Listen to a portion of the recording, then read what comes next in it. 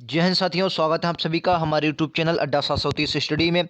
तो दोस्तों, आज आपके लिए फिर से एक बेहतरीन क्लास के साथ हाजिर है, जिसमें आज आपको जीके जीएस के बेहतरीन महत्वपूर्ण क्वेश्चन, जीके जीएस इसमें स्ट्रेटेजी के, हिस्ट्री, पॉलिटी, हर प्रकार के मिक्स क्वेश्चन लेके आए हैं, जो आपके सभी एग्जाम के लिए बहुत महत्वपूर्ण है। खासकर जैसे स्पेशल इस वक्त एसएससी के एग्ज़ाम चल रहे हैं, एनटीपीसी के, सीबीटी के एग्ज़ाम आने वाले हैं और ग्रुप डी के भी एग्ज़ाम आने वाले हैं, यूपी कांस्टेबल एग्ज़ाम और लेखपाल, इनको टारगेट करते हुए इन क्वेश्चनों को मिक्स करके हमने बनाया है। ये वो क्वेश्चन है जो आपके एग्जाम में आपको देखने को मिलेंगे। टॉप 25 क्वेश्चन है और 25 क्वेश्चनों को आप ध्यान से पढ़ेंगे, ठीक है। चलिए दोस्तों, शुरुआत करते हैं आज के पहले क्वेश्चन की। क्या होगा राइट आंसर बताइए। पहला क्वेश्चन आपके स्क्रीन पर ये रहा।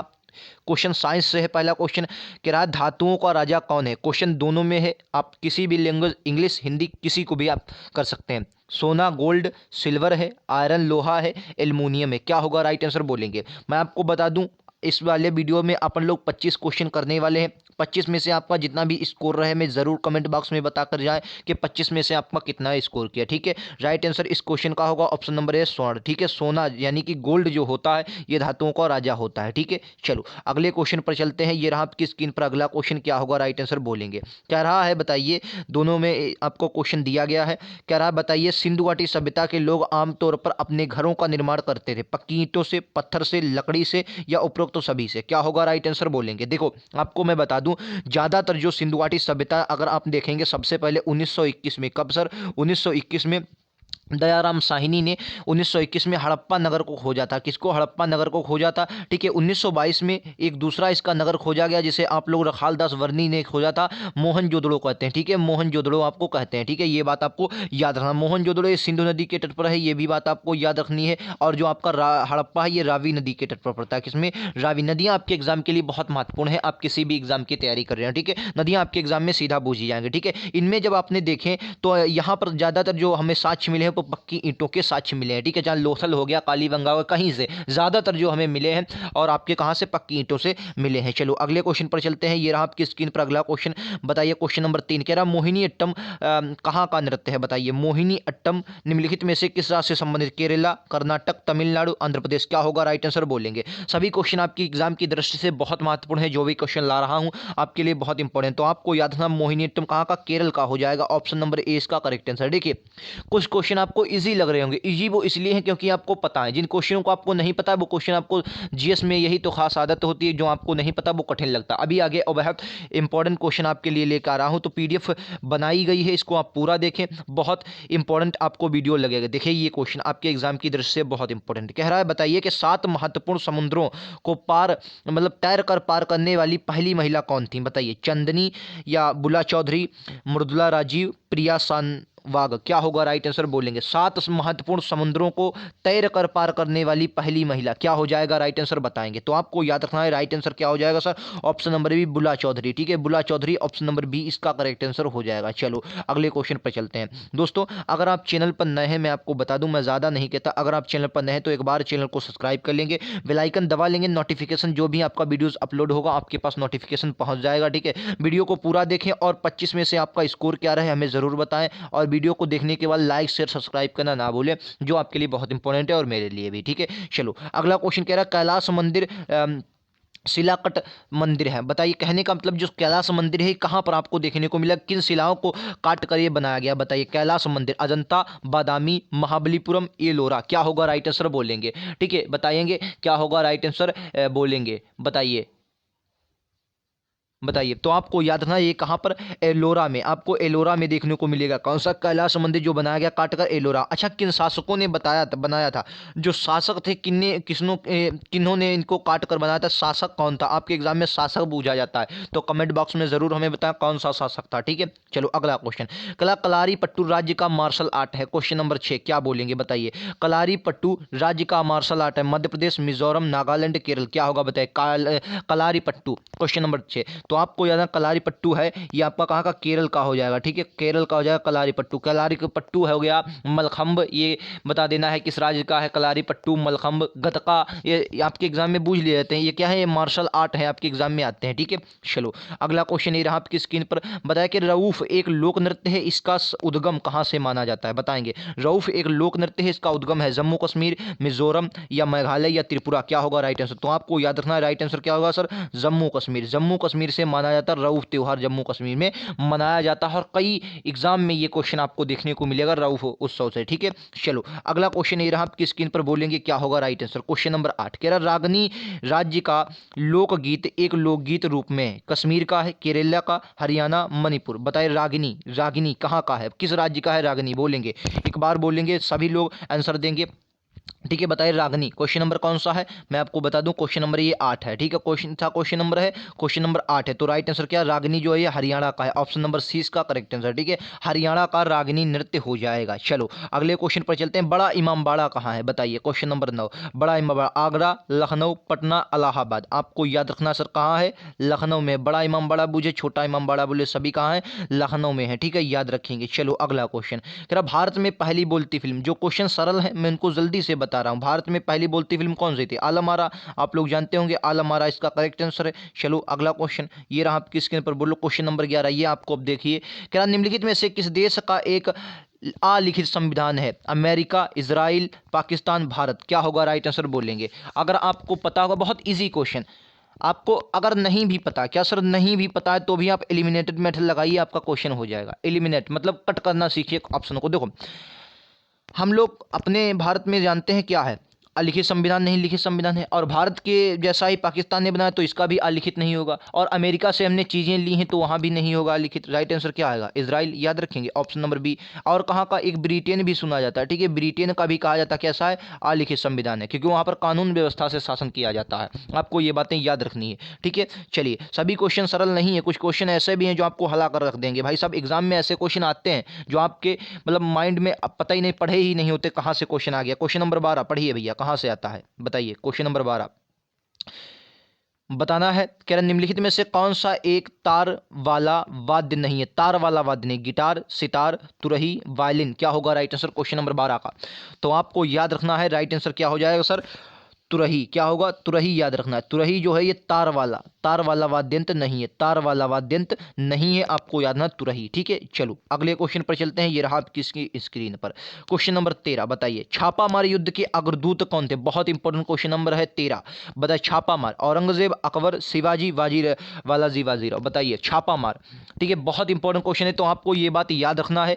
इसके जो सबसे पहले अग्रदूत थे वो कौन थे, शिवाजी थे। कौन से थे, शिवाजी थे। ठीक है, उसके बाद बाजीराव वगैरह तेरे ये पद्धति गई थी, लेकिन इसके जो महंतम थे मतलब महत्वपूर्ण शासक कौन थे, शिवाजी थे। ये इसके अग्रदूत माने जाते हैं छापामार युद्ध के, जिसे गौरिल्ला युद्ध भी कहा जाता है। क्या कहा जाता है सर इसे गौरिल्ला युद्ध भी कहा जाता है। ठीक है, गौरिल्ला युद्ध, ये भी बात आपको याद है, गौरिल्ला युद्ध। ठीक है, ये भी बात आपको याद रखनी है, गौरिल्ला युद्ध कहा जाता है। चलो क्वेश्चन नंबर अगला, रंगनाथ मंदिर स्थित है, बोलेंगे। बताइए भाई रंगनाथ मंदिर स्थित है, क्वेश्चन नंबर 14 का, कांचीपुरम, तिरुपति, चेन्नई, श्रीरंगम। क्वेश्चन नंबर 14 क्या होगा राइट आंसर, रंगनाथ मंदिर। स्टैटिक जीके आपके एग्जाम में आएगी, क्योंकि आपका एग्जाम जो है एनटीपीसी हो गया, सीबीटी 2 हो गया, लेखपाल हो गया, यूपी कांस्टेबल हो गया, ये आपके एग्जाम जो थोड़े हैं ये अच्छे लेवल के एग्जाम मान लिए जाते हैं। जैसे ग्रुप डी थोड़ा नीचे है, लेकिन बाकी एनटीपीसी सीबीटी तो आप जानते हैं एक अच्छे लेवल का एग्जाम आ जाता है। तो यहाँ से आपके स्टडी जीके का एग्जाम मतलब स्तर जो है वो बढ़ जाता है। ठीक है, आपको याद रखना। ठीक है, और ग्रुप डी जो है ये अगर आप देखें लेवल ग्रुप डी का है, लेकिन इसमें कंपटीशन इतना है कि एग्जाम इसका हाई जाएगा। ठीक है,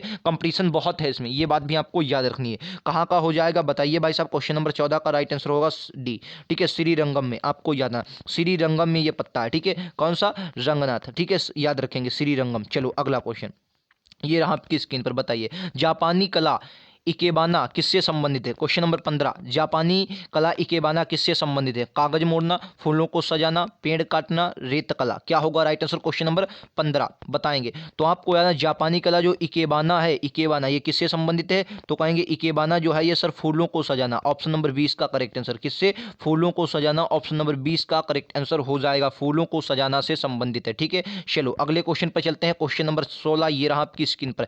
ऐश्वर्या ऑयल फील्ड का वाणिज्यिक उत्पाद कहाँ से शुरू किया गया था? महाराष्ट्र होगा, गुजरात, राजस्थान, आंध्र प्रदेश। क्या होगा राइट आंसर बोलेंगे? क्वेश्चन नंबर 16 बोलेंगे क्या होगा राइट आंसर? 25 के 25 क्वेश्चनों में से आपका स्कोर जो भी रहे हमें जरूर कमेंट बॉक्स में बताएं।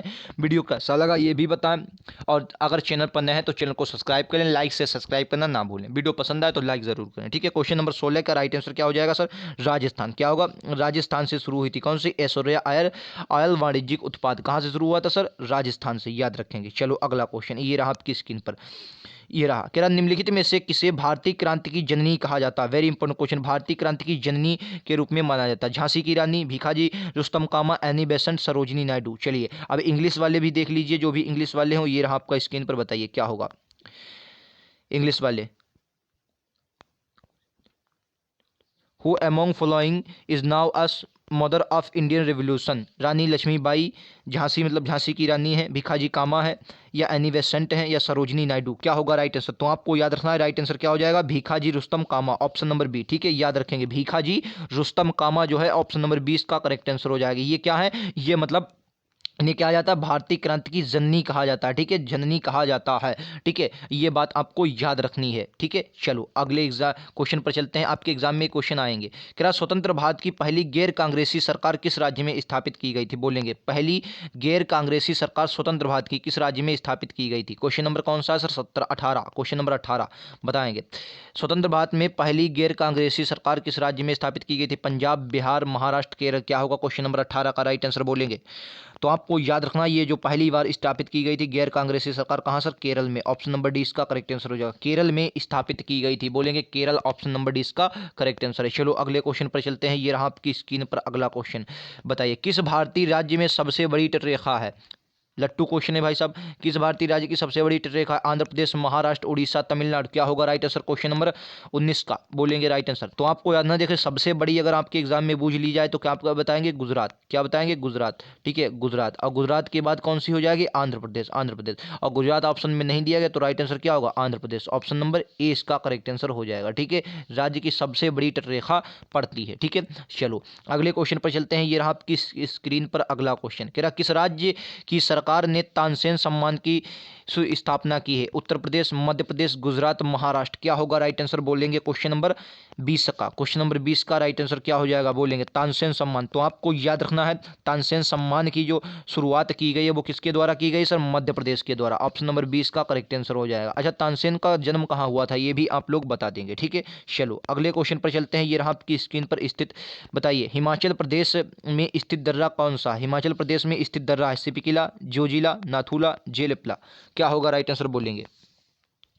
देखिए नाथुला, जेलिप्ता, ये कहाँ पर? जेलिपला ये कहाँ पर? ये सिक्किम में आपको देखने को मिलेगा, ठीक है, सिक्किम में। ये कहाँ पर है? सिक्किम में देखने को मिलेगा, ठीक है। जोजिला ये जम्मू कश्मीर में है, JNK में है, जम्मू कश्मीर। सिपिकिला कहाँ पर है? ये आपका हिमाचल प्रदेश में। और यहीं से कौन सी नदी आती है? सतलज नदी भाई साहब, सतलज नदी, सतलज नदी यहीं से आती है, आपको याद रखना, ठीक है। सतलज मतलब भारत में प्रवेश करती है सिपिकिला दर्रे से ही होकर, ठीक है। चलो अगला क्वेश्चन ही रहा। कह रहा हाँ 54वें ज्ञानपीठ पुरस्कार विजेता कौन है? जी शंकर कुरूप हैं, अमिताभ घोष हैं, कृष्ण सोबती हैं, शंख घोष हैं। बताइए। तो आपको बताना है 54वें ज्ञानपीठ पुरस्कार विजेता कौन है? क्वेश्चन नंबर 22 का राइट आंसर क्या होगा? तो आपको याद रखना अमिताभ घोष। क्या राइट आंसर हो जाएगा? अमिताभ घोष। अच्छा पहली बार, तो आपको याद रखना पहली बार जो पहला फर्स्ट वाला जी शंकर कुरूप को दिया गया था, किस भाषा के लिए आपके एग्जाम में पूछ ले तो मलयालम के लिए, ठीक है, मलयालम भाषा के लिए दिया गया था जी शंकर कुरूप को। अच्छा हिंदी का पहले पूछ ले अगर आपके एग्जाम में हिंदी का, तो आपको बताना सर हिंदी का जो पहला था वो दिया गया था सुमित्रा नंदन पंत जी को। किसको? सुमित्रा नंदन पंत जी को। उनकी पुस्तक क्या थी? चिदम्बरा। कौन सी थी? चिदम्बरा। ये भी आपके एग्जाम में याद रखना है, ठीक है। इनको जी शंकर को कब दिया गया था? 1965 में, ठीक है, 1965 में दिया गया था। ये भी बात आपको याद रखनी, जी शंकर कुरूप को 1965 में दिया गया था। हिंदी के लिए सुमित्रा नंदन पंत को दिया गया था, चिदम्बरा के लिए, ठीक है। और ये जी शंकर को मलयालम भाषा के लिए, मैंने आपको बता चुका है, मलयालम भाषा के लिए इनको दिया गया था, ठीक है। चलिए अगला क्वेश्चन ये रहा आपकी स्क्रीन पर, बताइए कह रहा कुल्लू घाटी किस खेती के लिए प्रसिद्ध है? बताइए कुल्लू घाटी किस खेती के लिए प्रसिद्ध है? अंगूर हो जाएगा, आलू, सेब, स्ट्रॉबेरी। अच्छा कमेंट बॉक्स में ये भी बता दीजिए कुल्लू घाटी कहाँ पर पड़ती है? बताइए। आपके एग्जाम में कई बार आती है फूलों की घाटी। कहाँ पर है फूलों की घाटी? तो यूके, ठीक है, यूके में आती है फूलों की घाटी, ठीक है, आपको याद रखना है।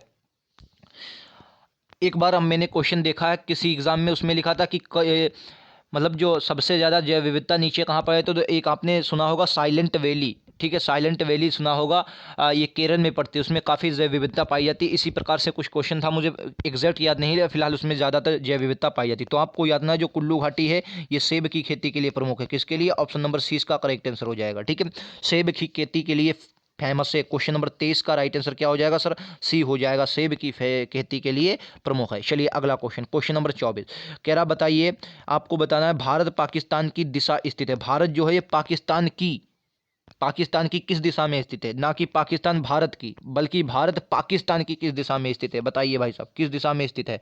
बताएंगे, बोलिए, पाकिस्तान की किस दिशा में स्थित है? तो क्या होगा राइट आंसर क्वेश्चन नंबर 24 का? आप लोग जानते होंगे, देखिए पाकिस्तान यहाँ पर पड़ता है, यहाँ पर पड़ता है पाकिस्तान। अगर अकॉर्डिंग टू भारत देखें, ठीक है, तो भारत के किस तरफ हो जाएगा ये?